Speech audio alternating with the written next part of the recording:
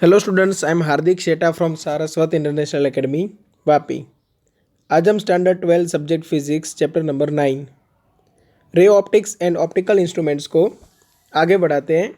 तो आज हमें क्वेश्चन नंबर 9.15 से एक्सरसाइज का सॉल्यूशन आगे बढ़ाना है। ठीक है, तो 9.15 में 4 क्वेश्चन है, वन बाय वन हम सॉल्व करेंगे। ठीक है, use the mirror formula, mirror equation to deduce that. First देखो, an object placed between F and two F of a concave mirror produces a real image beyond two F. देखो, ये तो हमें भी पता है कि ऑब्जेक्ट को एफ एंड टू एफ के बीच में रखो, इमेज मिलती है बियॉन्ड टू एफ और रियल एंड इन्वर्टेड इमेज भी मिलती है। बट ये हमें मैथमेटिकली प्रूव करके दिखाना है। ठीक है, तो देखो यहाँ से स्टार्ट करते ए। सबसे पहले आपको प्रूव क्या करना है वो डिसाइड करो। यहाँ पे देखो, जो इमेज मिल रही है वो रियल मिलेगी, वो प्रूव करना है। अब रियल का मतलब क्या हुआ कि जो इमेज डिस्टेंस v है वो नेगेटिव होना चाहिए, क्योंकि मिरर के केस में अगर सेम साइड इमेज मिले तभी हम रियल मानते हैं, क्योंकि रियल रेज से मिलती है। अगर रेज को एक्सटेंड करना पड़े और ऑपोजिट साइड मिले तो वो वर्चुअल होगी। वर्चुअल इमेज के लिए इमेज डिस्टेंस पॉजिटिव होगा, रियल इमेज के लिए इमेज डिस्टेंस नेगेटिव होगा। तो एक बात तो साफ है कि इमेज डिस्टेंस नेगेटिव प्रूव करके दिखाना है और उसका जो मैग्नीट्यूड है वो 2f से ज़्यादा होना चाहिए, मतलब mode of v greater than 2f होना चाहिए। ठीक है, अब ये जो f वैल्यू है उसको हम पॉजिटिव मान के चलते हैं। तो स्टार्ट करते हैं डेरिवेशन। सबसे पहले मिरर फॉर्मूला यूज़ करो। चलो, मिरर फॉर्मूला, तो 1/u plus 1/v equal to 1/f। अब हम क्या करेंगे, यूजिंग साइन कन्वेंशन।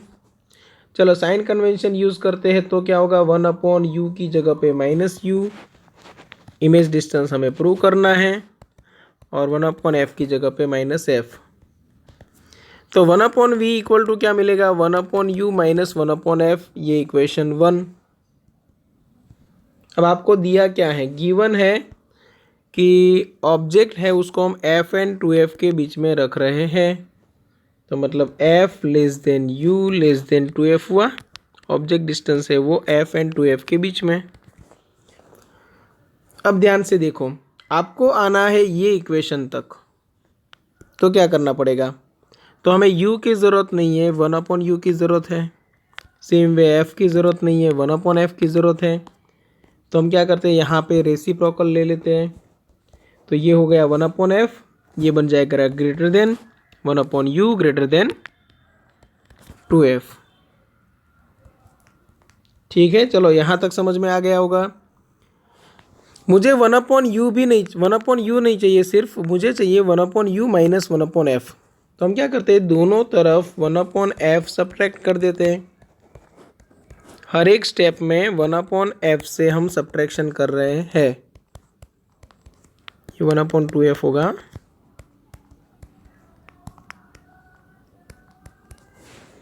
चलो ओके, तो ये बन गया 0, ये बन गया 1/v, क्योंकि देखो 1/u माइनस 1/f क्या था, 1/v। तो 1/v ग्रेटर देन मिला मुझे -1/2f। अब इतनी सी कंडीशन है, उसको मैं लेके चलूँ तो मैं बोल सकता हूँ v is less then -2f। तो यहाँ पे देखो v है वो नेगेटिव है, उतना पता चला, क्योंकि -2f से भी कम वैल्यू है। और अगर मैं साइन कन्वेंशन यूज़ ना करूँ, सिर्फ मैग्नीट्यूड को कंपेयर करूँ, मोड ऑफ v तो ग्रेटर देन 2f भी मिल रहा है। तो हैंस आप बोल सकते हो image is real and beyond 2f।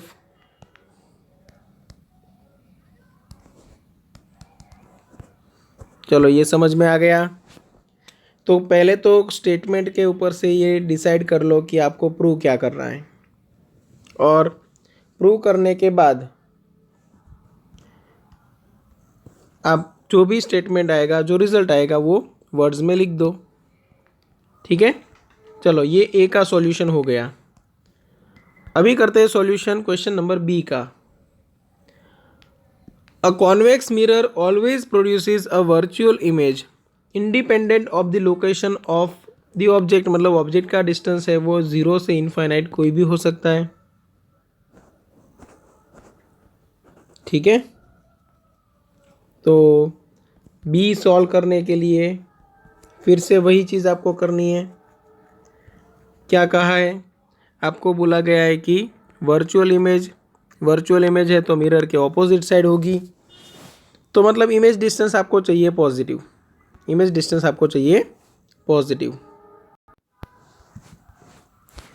तो देखो, सबसे पहले मिरर फॉर्मूला अप्लाई करोगे तो 1/u + 1/v = 1/f। अब क्या करना है, यूजिंग साइन कन्वेंशन। चलो साइन कन्वेंशन यूज करें तो 1/-u + 1/v = 1/f इस बार पॉजिटिव आएगा। क्यों? क्योंकि यहाँ पे यूज हुआ है कॉन्वेक्स मिरर। तो 1/v = 1/f + 1/u हुआ।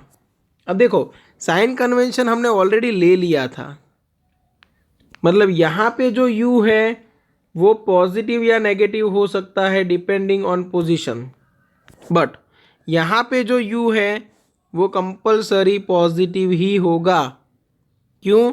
क्योंकि ये मैग्नीट्यूड है, आगे जो हमने साइन है वो अलग से सिलेक्ट कर ली है। अब इसका मतलब क्या हुआ, ये वैल्यू पॉजिटिव, ये वैल्यू पॉजिटिव, तो ये वैल्यू भी पॉजिटिव। तो इसका मतलब हम बोल सकते हैं कि हैंस 1/v > 0 मिलेगा। तो v की वैल्यू भी > 0 होगी, क्योंकि अगर 1/v पॉजिटिव है तो v भी पॉजिटिव। तो आप बोल सकते हो, so what ever be the value of u, a convex mirror always forms a virtual image.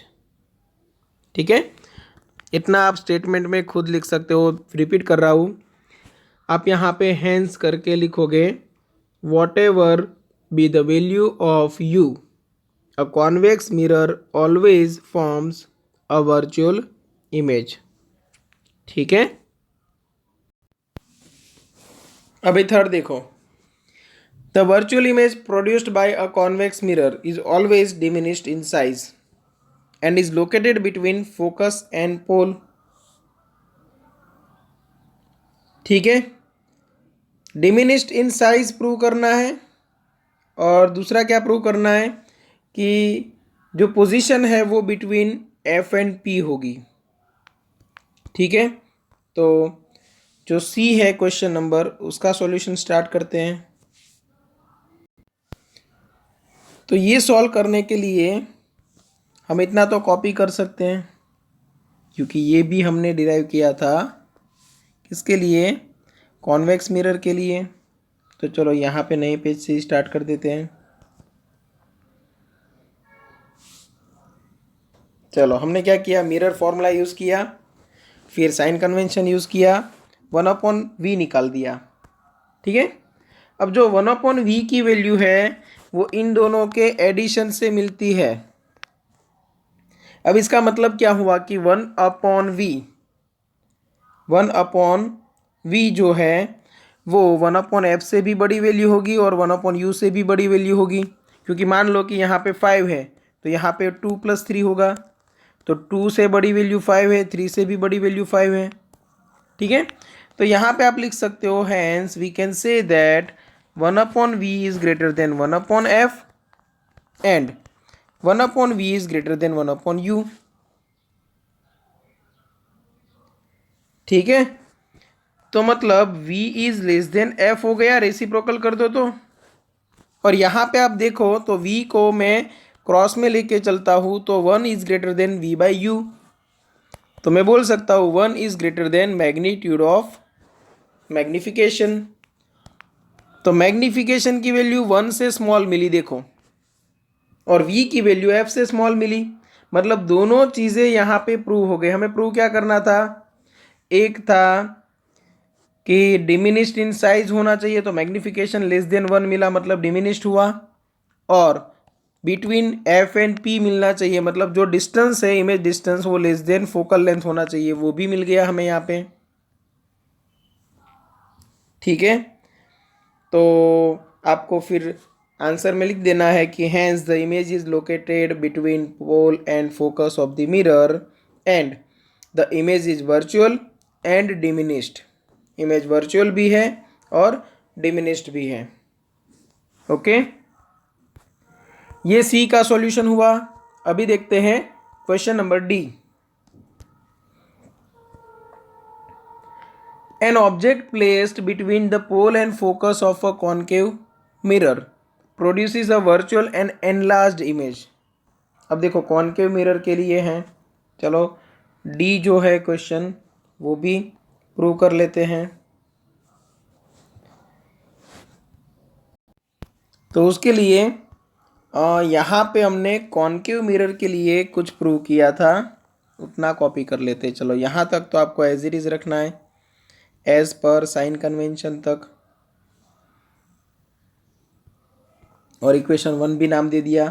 अभी गिवन क्या है, तो ऑब्जेक्ट डिस्टेंस है वो फोकल लेंथ से कम डिस्टेंस पे है, क्योंकि आपको बोला है ना object placed between F and P. Okay, तो मैं 1/u अगर लूँ तो वो ग्रेटर देन 1/f मिलेगा,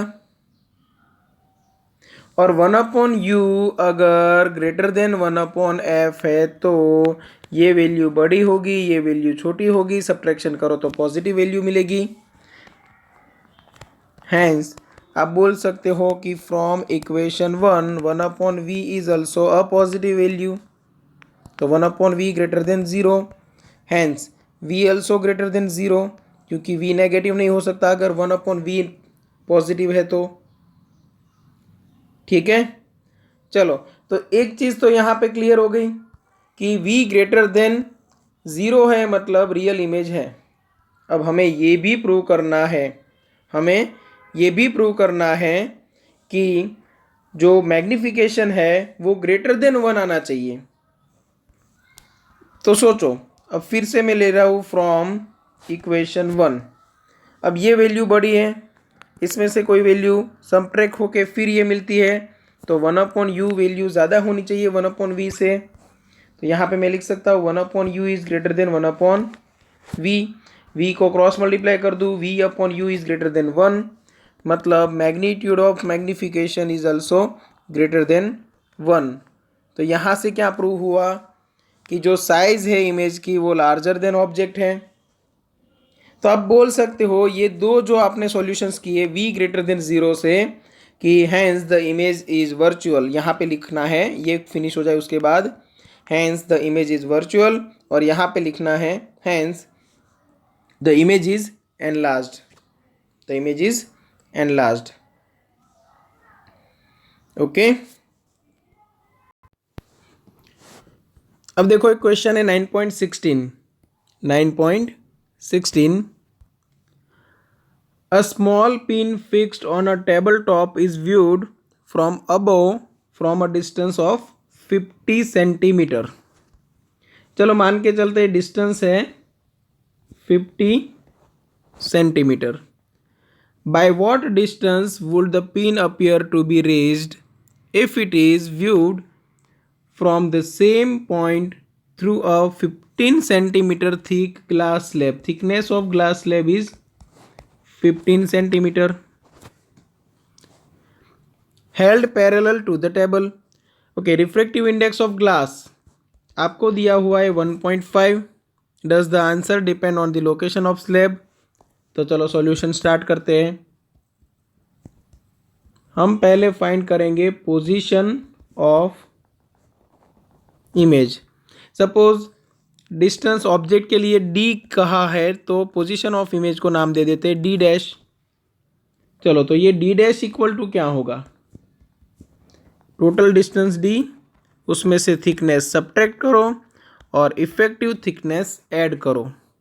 अब ऐसा क्यों किया वो समझो अच्छे से।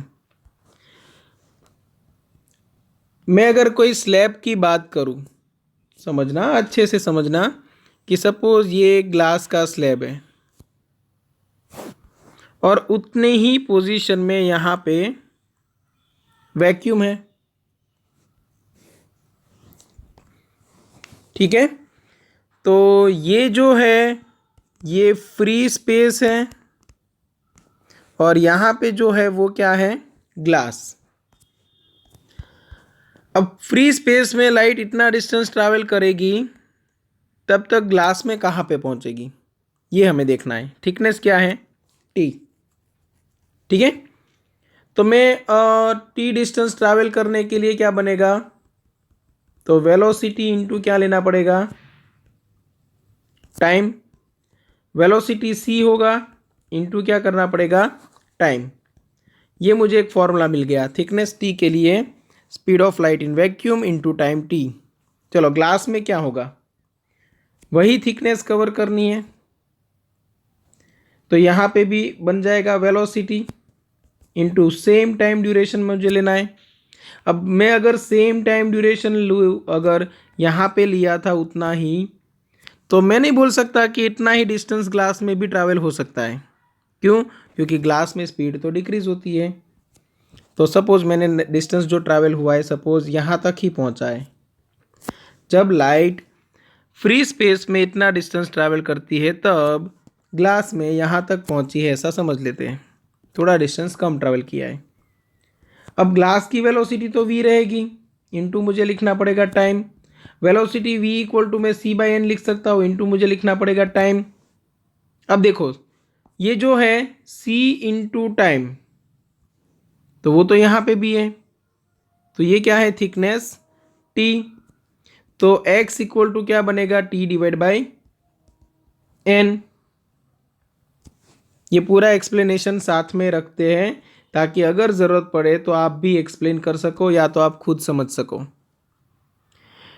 तो इसका मतलब क्या हुआ कि जब लाइट फ्री स्पेस में से ट्रैवल करती है तब सपोज थिकनेस टी जितना डिस्टेंस ट्रैवल करती है, बट जब वही लाइट ग्लास में से पास होती है तो उसी टाइम ड्यूरेशन में टी नहीं बट t/n जितना डिस्टेंस ट्रैवल करती है। तो जितना डिस्टेंस एक्चुअली ट्रैवल नहीं हुआ है स्लैब की वजह से, टी डिस्टेंस ट्रैवल नहीं हुआ है, वो हम सबट्रैक्ट करेंगे और जो एक्चुअल डिस्टेंस ट्रैवल हुआ है टी टाइम में वो डिस्टेंस हम ऐड करेंगे। तो ये हो गया एक्चुअल डिस्टेंस और ये इफेक्टिव डिस्टेंस। तो डी डैश इक्वल टू क्या बनेगा, डी माइनस टी और अपॉन क्या करेंगे, सॉरी प्लस क्या करेंगे, t/n, ठीक है। तो ये जो एक्सप्लेनेशन है उसको अभी हम एक छोटे से पैक में पैक कर देते हैं, ऐसे इतने में समझ में आ जाएगा। चलो और यहाँ पे रख देते कोने में, ठीक है। चलो अभी करना क्या है, डी डैश हमें फाइंड करना है। डी आपको दिया हुआ है 50, थिकनेस थी 15 और ये 15 डिवाइड बाई 1.5, तो ये हुआ 10। तो आपका आंसर आया 45 सेंटीमीटर। बट आपको डी डैश नहीं पूछा है, आपको पूछा है ये by what distance would the pin appear to be raised, कितनी ऊपर आई होगी, तो वो डेल्टा एक्स मतलब डी माइनस क्या कर दोगे, डी डैश, ये 50 माइनस क्या रहेगा 45, तो ये 5 सेंटीमीटर जो है ये आपका फाइनल आंसर रहेगा। ठीक है, देखो यहाँ पे हमने ग्लास स्लैब की पोजीशन की बात नहीं की है क्योंकि कोई भी पोजीशन होगी आपको सेम आंसर मिलेगा। तो यहाँ पे जो पूछा है ये does the answer depend on the location of slab, तो आपको लिखना है नो, ठीक है। Answer does not depend on the location of slab. Okay, चलो एक और क्वेश्चन है 9.17। तो अभी देखो question number 9.17 A, Figure 9.35 shows a cross section of light pipe made of a glass fiber of refractive index 1.68. The outer covering of the pipe is made of a material of refractive index 1.44. चलो तो नाम दे देते हैं। यहाँ का जो refractive index है उसको नाम दे देंगे N2 इक्वल टू 1.68। यहाँ पे जो है उसको N3 नाम दे देते हैं 1.44, और जो एयर है उसके लिए N1 रखते हैं, N1 इक्वल टू 1। ठीक है, चलो इतना डिटेल हमने यहाँ पे लिख लिया। What is the range of angles of the incident ray with the axis of the pipe for which total internal reflections inside the pipe take place as shown in figure. तो एक simple सी बात है, देखो total internal reflection होने के लिए यहाँ पे जो आई डैश आपको नज़र आ रहा है, ठीक है, यहाँ पे जो आई डैश आपको नज़र आ रहा है उसकी वैल्यू क्या होनी चाहिए? तो आई डैश है उसकी मिनिमम वैल्यू होनी चाहिए सी, मतलब I dash minimum equal to क्या होनी चाहिए? सी।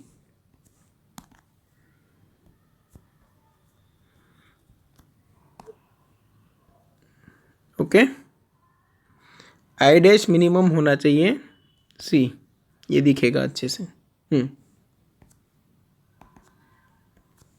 चलो यहाँ तक क्लियर।